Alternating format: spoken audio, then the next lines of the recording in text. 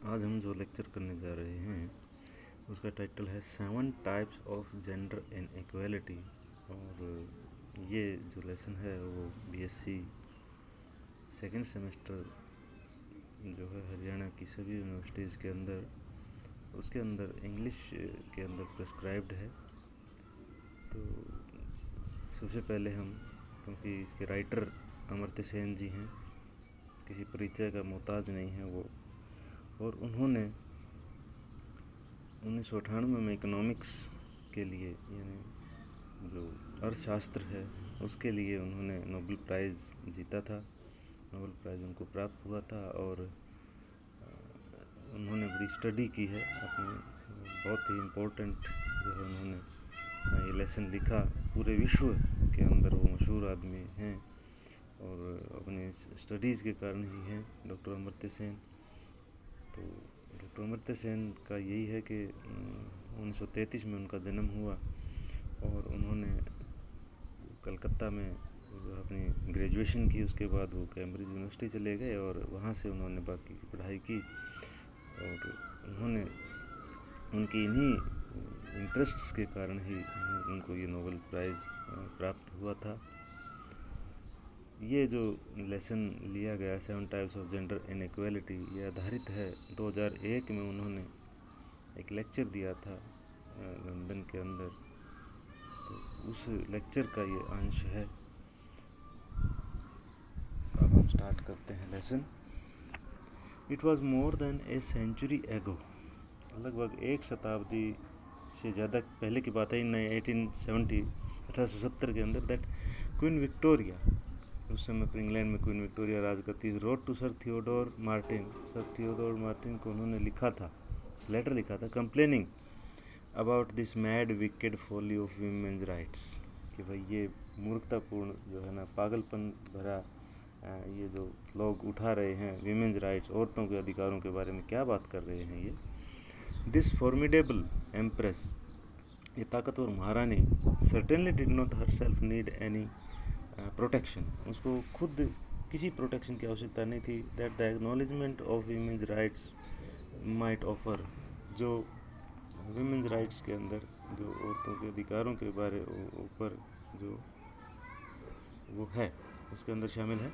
How ever with in each community, फिर भी कहता है यदि भी हर कम्युनिटी के अंदर, हर समाज के अंदर, नेशनलिटी राष्ट्र के अंदर, एंड क्लास और क्लास के अंदर, द बर्डन ऑफ हार्डशिप, जो मुश्किलों का जो बोझ है, ऑफन फॉल्स डिस्प्रोपोर्शनेटली, गैर अनुपातिक, गलत ढंग से जो है ना वो जो हार्डशिप है, मुश्किलों का सामना, ऑन वीमेन, औरतों पर ही पड़ता है बोझ सारा का सारा। द एफ्लिक्टेड वर्ल्ड, जो ये संसार है जो कष्ट सहन करता हुआ, world in which we live, जिसमें हम रहते हैं, is characterized by deeply unequal sharing, ये इसके अंदर बिल्कुल असमान बंटवारा है, ऑफ द बर्डन, उस बोझ का, ऑफ एडवर्सिटीज़, जो कोई भी बुरा समय आता है उसका बोझ, और तो बिटवीन वीमेन एंड मेन, आदमी और औरतों के ऊपर असमान बंटवारा है, जो भी बोझ आता है। Gender inequality,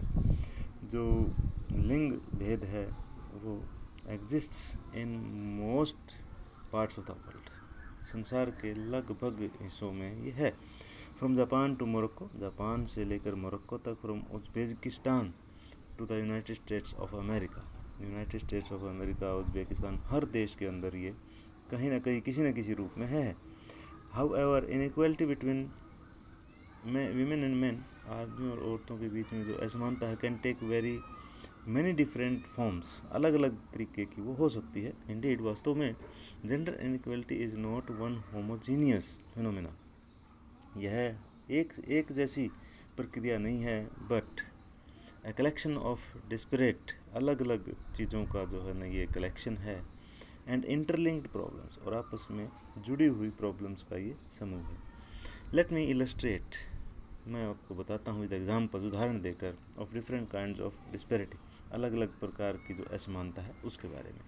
number 1, mortality inequality, मृत्यु दर असमानता, मृत्यु दर के अंदर असमानता। इन सम रीजन्स ऑफ द वर्ल्ड, संसार के कुछ हिस्सों में, inequality between women and main directly involves matters of life and death, के कई संसार के कई हिस्सों के अंदर जीवन और मृत्यु का मामला भी शामिल होता है, ऐसा मानता है। And takes the brutal form of unusually high mortality rates of women, के बिल्कुल जो है ना बहुत ही ज़्यादा मृत्यु दर औरतों की पाई जाती है उनके अंदर, एंड आ कंसिक्वेंट प्रीपोंड्रेंस, और इसके परिणाम स्वरूप बढ़ोतरी हो जाती है किसमें, of main in the total population, पूरी जनसंख्या के अंदर पुरुषों की संख्या बढ़ जाती है, as opposed to the preponderance of women found in societies. और जो जिन समाजों के अंदर औरतों को ठीक सम्मान दिया जाता है या उनको इस तरह का भेदभाव नहीं किया जाता, उन समाजों के अंदर विद लिटिल और no gender bias in health care में जहाँ ना के बराबर या जो जो भेदभाव किया जाता है न्यूट्रिशन में, तो वहाँ औरतों की जो है संख्या ज़्यादा मिलती है। Mortality inequality has been observed extensively, ये जो असमानता है, मृत्यु दर की असमानता बहुत ही ज़्यादा देखी जाती है इन नॉर्थ अफ्रीका, उत्तरी अफ्रीका में, एंड इन एशिया में भी, including China and south Asia, जिसमें चाइना भी शामिल है और दक्षिण एशिया के देश भी शामिल है। नंबर 2 देखिए, नेटेलिटी इनइक्वालिटी, जन्म से पहले की असमानता। Given A preference for boys over girls that many male dominated societies have, अब कई जो पुरुष प्रधान समाजों के अंदर लड़कों को ज़्यादा महत्व दिया जाता है लड़कियों से। Gender inequality can manifest itself, जो लिंग भेद है वो अपने आप को दिखाता है, in the form of the parents, कि इस अवस्था में कि भाई पेरेंट्स जो हैं wanting the new born to be a boy, कि पेरेंट्स जो है वो अपने बच्चे को लड़का देखना चाहते हैं, लड़का पैदा हो, रादर देन ए गर्ल, लड़की से कहीं ज़्यादा। देयर वॉज अ टाइम, एक ऐसा विषय था, when this could be no more than a wish, कि पहले तो ये एक इच्छा ही होती थी। डे ड्रीम, जिसको हम दिन का सपना कह सकते थे, और नाइट मेयर या बुरा सपना कह सकते थे, डिपेंडिंग ऑन वंस पर्सपेक्टिव, किसी भी आदमी के दृष्टिकोण पर वो निर्भर था। बट लेकिन with the availability of modern techniques, अब क्योंकि उपलब्ध हो गई हैं आधुनिक तकनीकें, टू डिटरमिन, ये देखने के लिए, the gender of the foetus, गर्भ में जो है ना उसका लिंग देख सकते हैं मशीनों से। सेक्स सेलेक्टिव एबॉर्शन, कि भाई सेक्स के आधार पर या लिंग के आधार पर जो है ना वो गर्भपात करवाना, हैज़ बिकम, वो बन गया है कॉमन इन मैनी कंट्रीज़, आम हो गया है कई देशों के अंदर। It is particularly prevalent in east Asia, पूर्वी एशिया में बिल्कुल ये बहुत ज़्यादा फैला हुआ है। इन चाइना में भी, and South Korea in particular, विशेष रूप से साउथ कोरिया में भी, बट ऑल्सो, परंतु इन सिंगापुर एंड ताइवान में भी ऐसा ही कर रहे हैं लोग। And it is beginning to emerge as, और जो है शुरू हो गया है, बढ़ रहा है स्टेटिस्टिकली, बहुत ही ज़्यादा संख्यात्मक रूप से, सिग्निफिकेंट फिनोमिना, विशेष जो है प्रक्रिया बन गई है in India and south Asia, India में भी और साउथ एशिया में भी ऐसा हो रहा है एज वेल।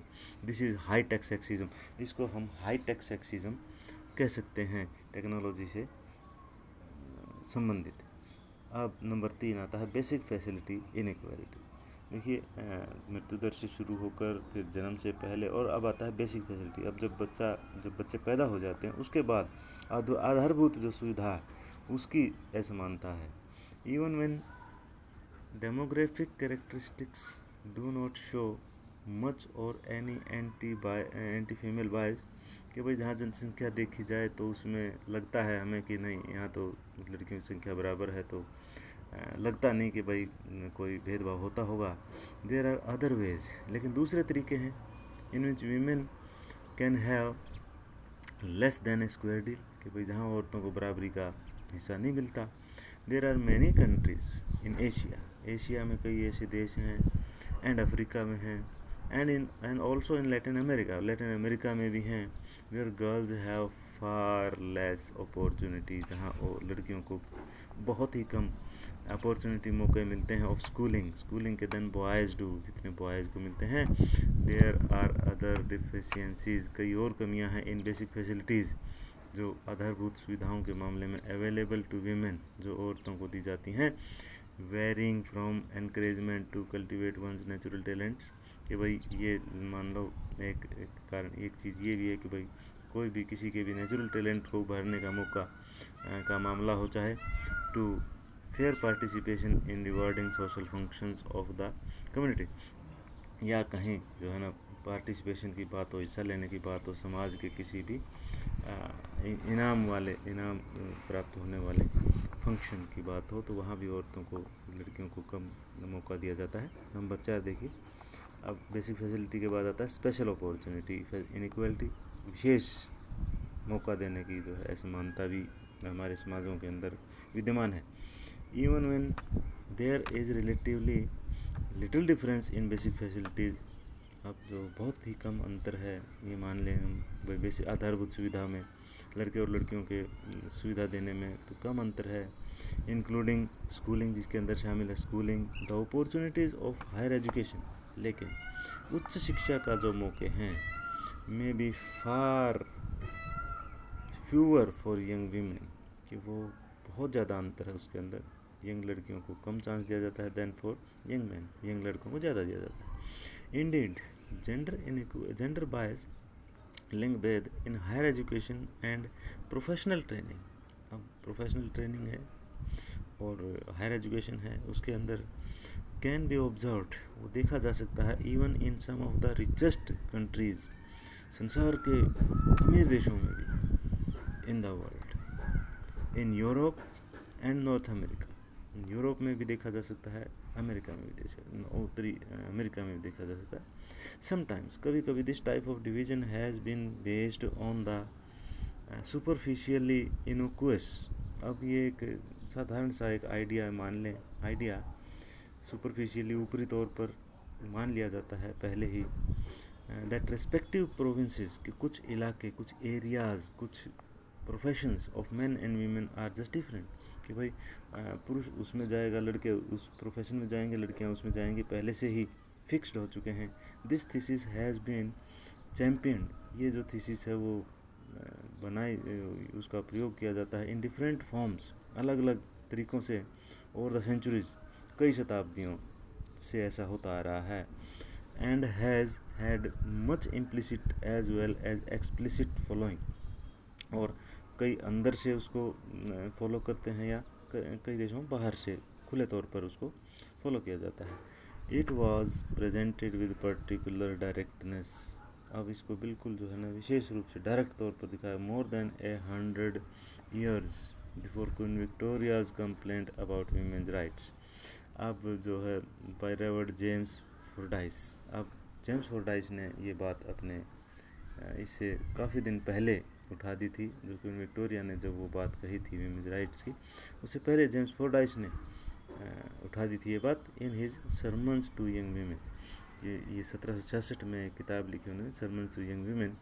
उसके अंदर ये बात उठा दी थी। ए बुक, ये एक ऐसी किताब है विच एज मैरी वॉलेंसक्रॉफ्ट, जो मैनी वॉलस्टोन क्राफ्ट जो हैं, उन्होंने noted in her vindication of the rights of women, जो इन्होंने ये बुक लिखी 1792 के अंदर, उस किताब के अंदर मैली वॉलस्टोन क्राफ्ट ने भी इस बात को नोट कर लिया था, had been long made a part of women's library, ये लंबे समय से औरतों की लाइब्रेरी का हिस्सा हैं।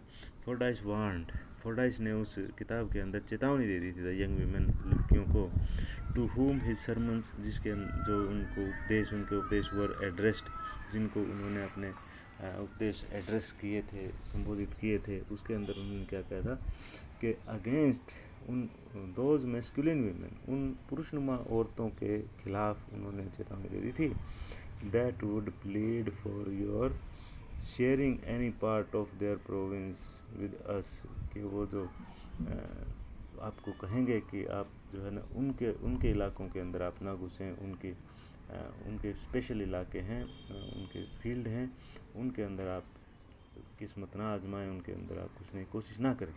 आइडेंटिफाइंग द प्रोविंस अब ऑफ मैन, अब वो क्या क्या प्रोविंस हो सकते हैं पुरुषों के, as including not only war, युद्ध जैसे पुरुषों का काम शुरू से ही होता आ रहा है, बट ऑल्सो, लेकिन उसके साथ साथ कॉमर्स, व्यापार, पॉलिटिक्स, राजनीति, एक्सरसाइजेज ऑफ स्ट्रेंथ, कोई भी ताकत की चीज़, एंड डेक्सटेरिटी, और निपुणता की चीज़, वो सारी की सारी पुरुषों का काम है। एब्स्ट्रैक्ट फिलोसफी, और ऊंची जो है ना वो philosophy, and all the abstruser sciences, और जो मुश्किल विज्ञाने हैं उनके बारे में कह दिया था कि ये पुरुषों का काम है, आप इसके अंदर ना घुसें तो ठीक है। Even though such clear cut beliefs about the provinces, अब ये पूर्ण रूप से पहले से ही ये चलता आ रहा है, man of man and women are now rather rare, अब ये दुर्लभ हो गया है, कम हो गई हैं ये चीज़ें। नेवरदलेस, फिर भी the presence of extensive gender asymmetry, लेकिन बहुत ही ज़्यादा जो है ना असमानता अब भी है, कैन बी सीन, वो देखी जा सकती है in many areas of education के कई इलाकों में, कई एरियाज़ में ये चीज़ देखी जा सकती है, ट्रेनिंग में, and professional work, even in Europe and North America, वो यूरोप और नॉर्थ अमेरिका में भी ये चीज़ देखी जा सकती है अब भी, जो कि ये बहुत डेवलप्ड कंट्रीज हैं। नंबर 5 देखिए, प्रोफेशनल इनइक्वालिटी। अब जो प्रोफेशनल इनइक्वालिटी है उसमें क्या है, in terms of employment as well as promotion, नौकरी में, प्रमोशन में भी, इन वर्क के अंदर, एंड ऑक्यूपेशन, और काम धंधे में, women often face greater hardship handicap than men, कि वो ज़्यादा हैंडीकैप महसूस करती हैं औरतें पुरुषों से कहीं ज़्यादा। अ कंट्री लाइक जापान, अब एक जापान जैसा देश में बॉस में भी क्वाइट इगलिटेरियन, ये जो है ना वो ये मान सकता है अपने आप को कि भाई हमारे यहाँ कोई भी भेदभाव नहीं है किसी भी प्रकार का, औरतें बराबर का। इन मैटर्स ऑफ डेमोग्राफी, भाई देखो हमारी जनसंख्या भी देखो बराबर है दोनों की लगभग, और बेसिक फैसिलिटी हम बराबर देते हैं, and even to great extent, और काफ़ी हद तक इन हायर एजुकेशन में भी हम कहता है कि जापान ये कह सकता है कि हम बहुत ज़्यादा बराबरी है हमारे यहाँ, and yet progress to elevated levels of employment, लेकिन ऊंचे ओहदे की बात है, जहाँ तक एम्प्लॉयमेंट के ऊंचे ओहदों पर जाने की बात है, and occupation seems to be much more problematic for women than for men, वहाँ पर औरतों को ज़्यादा प्रॉब्लम्स का सामना करना पड़ता है, वहाँ कम औरतें हैं। In the English television series, अब एक एग्जाम्पल लेता है या एक मजाक की बात करता है कि एक इंग्लिश टेलीविज़न सीरीज़, एक नाटक आता था कॉल्ड यस मिनिस्टर, जिसका नाम था Yes Minister. There is an episode, एक एपिसोड आता था वेयर द मिनिस्टर, जिसके अंदर जो एक मिनिस्टर होता है, फुल ऑफ रिफॉर्मिंग जील, वो भरा हुआ है बिल्कुल जो है ना बदलाव वाले जोश के साथ, वो is trying to find out, वो ढूंढने की कोशिश कर रहा है, from the immovable permanent secretary, अपने परमानेंट सेक्रेटरी से पूछ रहा है, सर हम्फ्री जिसका नाम है, how many women are really in senior positions, कि भाई देश में सीनियर पोजीशंस पर कितनी औरतें हैं in the British civil service, जो इंग्लैंड की जो सिविल सर्विस है उसके अंदर कितनी औरतें हैं। सर हम्फ्री कहते हैं that it is very difficult to give an exact number, कहते हैं कि नहीं एग्जैक्ट नंबर तो बहुत मुश्किल है बताना, it will require a lot of investigation, बहुत ज़्यादा खोजबीन करनी पड़ेगी।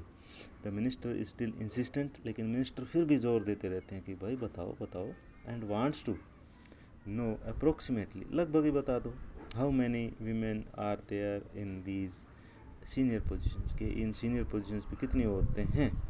टू विच सर हम्फ्री, उसका उत्तर सर हम्फ्री कहते हैं, फाइनली रिप्लाइज, अंत में उत्तर देते हैं, अप्रोक्सीमेटली नन, के सर लगभग ना के बराबर। चलो नंबर 6 देखिए, ओनरशिप इनइक्वालिटी। अब जो ओनरशिप है, जो भी मालिकाना हक है, उसकी भी असमानता है।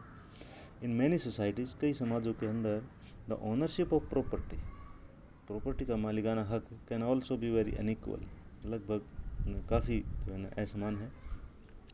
Even basic assets such age homes, जैसे आधारभूत चीज़ें हैं जो हमारी घर हैं, एंड लैंड ज़मीन है, मे बी वेरी एसिमेट्रिकली, बहुत ही असमान रूप से शेयर्ड बंटवारा है उनका। The absence of claims to property, अब दावा नहीं है प्रॉपर्टी के ऊपर, can not only reduce the voice of women, उससे क्या होता है कि जब उनका दावा नहीं है प्रॉपर्टी के ऊपर तो उनकी आवाज़ भी दब जाती है, but also make it harder for women, और औरतों के लिए बड़ा मुश्किल हो जाता है, to enter the and flourish, और वो उसमें प्रवेश नहीं कर पाती और अपना विकास नहीं कर पाती इन कमर्शियल मामले हैं, इकोनॉमिक जो पैसे से संबंधित मामले हैं, and even some social activities, और सामाजिक गतिविधियों में भी वो अपने आप को नहीं उभार पाती। This type of inequality has existed in इस तरह की असमानता वो विद्यमान है इन most parts of the world, लगभग संसार के सभी हिस्सों में ये पाई जाती है। Though there are also local variations, यदि लोकल आधार पर कई डिफरेंसेस भी हैं। कैसे कि फॉर एग्जांपल, उदाहरण के लिए, even though traditional property rights have favoured man in the bulk of India, ज़्यादातर भारत में पुरुषों में ही को ही प्रॉपर्टी मिलती है।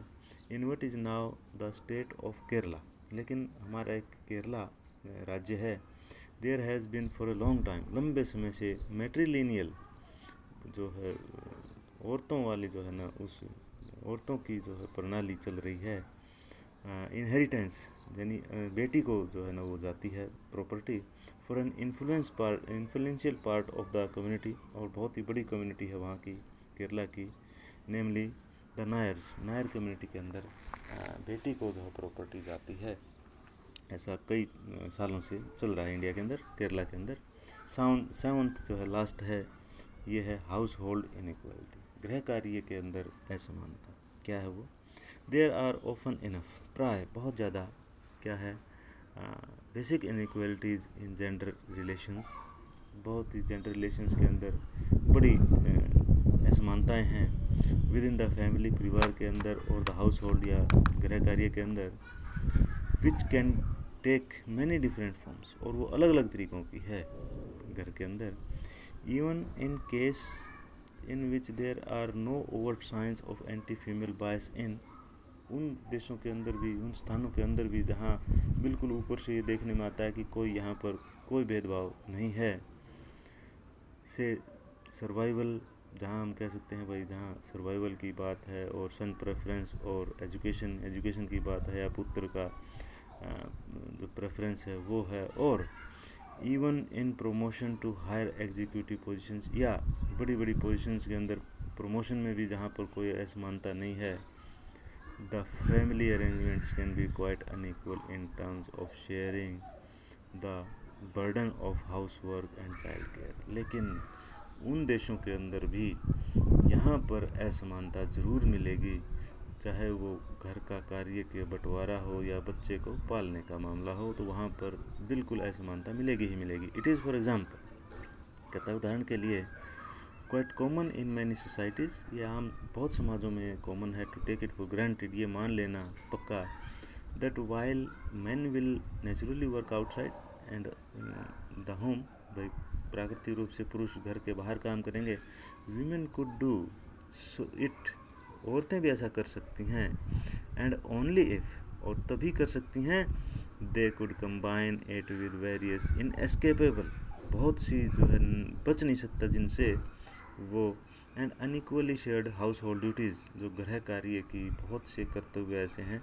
जो वो भी करेंगी और नौकरी भी करेंगी। नौकरी तभी कर सकती हैं जब वो कार्य करने का पक्का वो मान लें। दिस इज़ समटाइम्स, कभी कभी कॉल्ड डिवीज़न ऑफ लेबर, इसको हम कार्य का बंटवारा कह सकते हैं। दो वीमेन कुड बी फॉरगिवन, यद्यपि औरतों को माफ़ किया जा सकता है, for seeing as it as accumulation of labour, कि भाई ये जो है ना कार्य का बढ़ावा है, उनके लिए बढ़ोतरी हो जाती है। The reach of this inequality, अब ये जो है ना पहुंच इसकी असमानता की कहाँ तक है, include not only unequal rations, और वो असमान ration with in the family में मिलता है उनको, but also derivative inequalities in employment and recognition, और वो एम्प्लॉयमेंट में भी और पहचान में भी जो है वो बिल्कुल जो है डेरिवेटिव जो है दिखावे की इन द आउटसाइड वर्ल्ड, वो उस पर भी शामिल होती हैं,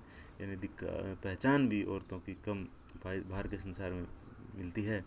also the established fixity of this type, अब जो बिल्कुल स्थापित बिल्कुल पक्की हो गई है कि ये इस तरह की जो है ऑफ डिवीज़न, कि भाई ये बंटवारा होगा, और एक्यूमुलेशन या बढ़ोतरी ऑफ लेबर, मेहनत की, can also have far reaching effects, बहुत दूरगामी असर पड़ते हैं, on the knowledge and understanding, के ज्ञान पर और समझ पर, of different types of work, अलग अलग काम के बारे में इन प्रोफेशनल सर्कल्स में, क्योंकि औरत घर के कामों में उलझ जाती है और प्रोफेशनल सर्कल्स का उतना ज्ञान उसको नहीं हो पाता।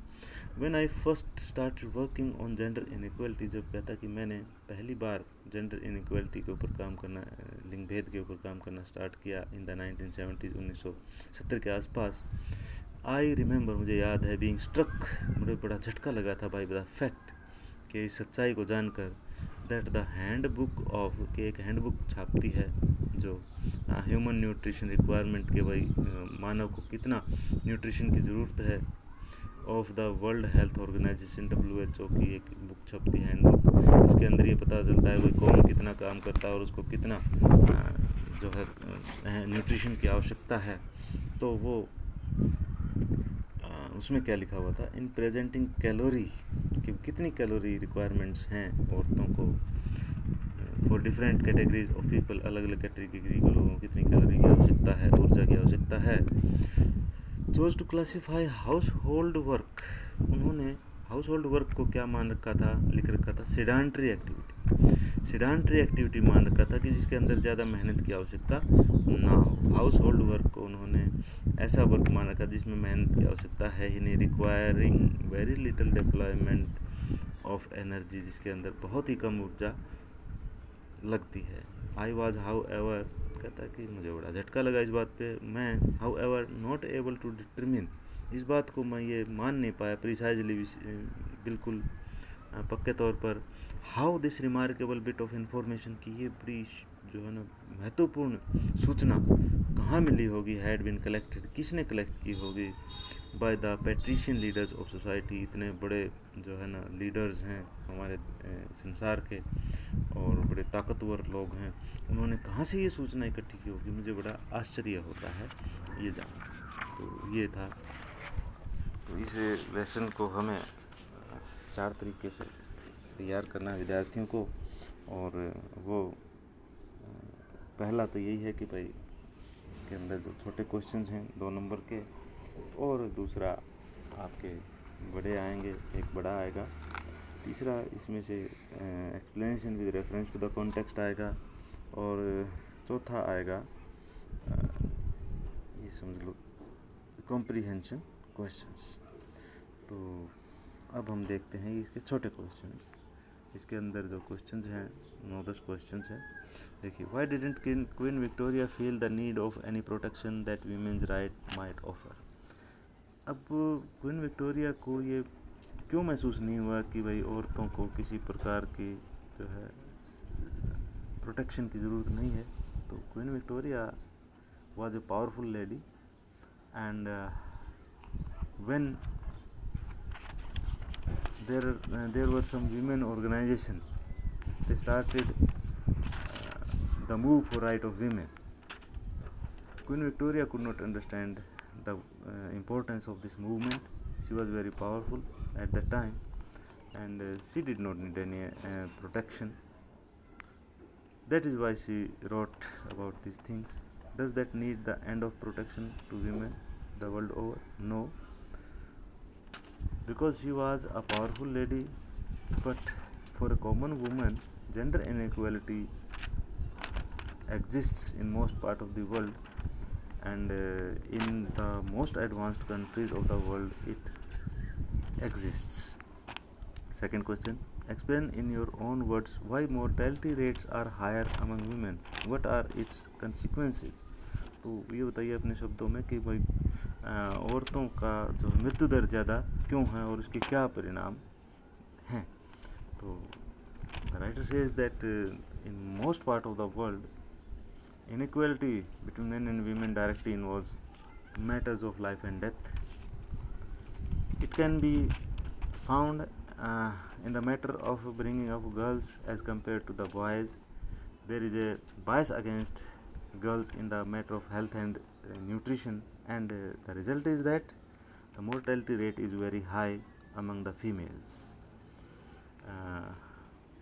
Or what are its consequences? The consequences are that there are less females than males in the world. Third देखिए, what does the writer mean by natality inequality? natality inequality means the preference or for boys over girls, and even the educated people prefer boy, and in some advanced countries also there is a preference for boys or girls. So this is natality equality. Is it high-tech sexism a significant phenomenon in India? No. Even in the advanced countries such as Singapore, South Korea also, the pre-birth sex determination tests are on a rise, and it is really an alarming situation and called as high-tech sexism. What impact does anti-female bias have on availability of basic facilities to girls? Anti-female bias gives less facilities to the girls in society. How does this bias affect young women in higher education and professional training? This bias really affects women in the professional training also, and there are many deficiencies in basic facilities available to girls. They are generally not allowed to cultivate their natural talents. Next, explain separate provinces for men and women theory. This theory, in many countries, this theory is practiced, and in some richest countries also there have been some separate provinces, and this theory is based on a fallacy. It is said that the fields like commerce, politics, and exercises of strength and dexterity, philosophy and science are meant for boys only, and this is the theory. Sixth question देखिए, what problems do women have to face in getting employment and promotions? Here also the women face hardships, and there is an inequality between men and women even in the matter of employment and promotions. In advanced countries like Japan, there may be equal opportunities for women in matter of basic facilities or even in higher education, but there also we find inequality in promotions to higher positions. And the writer tells about serial Yes Minister, in which in England there are it is shown that there are really no women on the higher positions. Yes. Seventh question, explain the far-reaching effects of unequal ownership of property for women.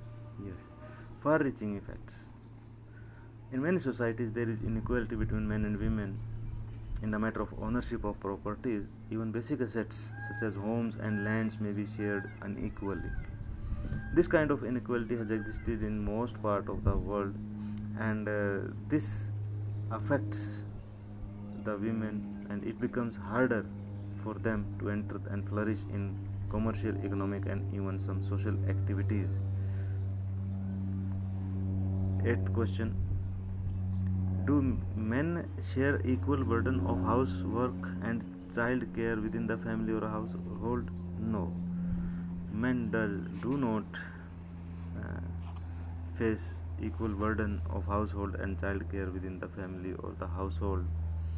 And the writer says that women can work outside the house only on the condition that they will do the household works also. Ninth देखिए, how does the so-called division of labor influence the recognition of women in the outside world? It is common in advanced societies to think it natural that while men will work outside the home and women will work in the home, if the wife is also employed, she will have to do the double work. I have already told you that is the office as well as the household duties. This is sometimes called the division of labor, but in fact it is the accumulation of labor as women's work is increased, okay, as compared to that of men. This effect is found not only within the household but also in the outside world. It has a great effect on the knowledge and understanding of different types of work in professional circles for a woman. Last question: does gender inequality exist only in the backward or developing countries? What light does the WHO handbook of human nutrition requirement prepared a high level expert committee throw on the problem? This gender inequality does not exist only in backward or developing countries, it is found even in the advanced Western countries. The Handbook of Human Nutrition Requirement prepared by WHO, the calorie requirement for different types of people is given. The writer was really surprised to find that in that booklet the household work was classified as sedentary activities, which means it requires very little energy. The writer disagrees with it. He does not agree with it. Household activities also require a lot of energy. He wondered who had collected this kind of information about household duties and from where. It shows that a bias against the work done by women exists even at a very high levels. So these were the questions, 10 questions और important lesson है ये, students you should prepare it. Thank you.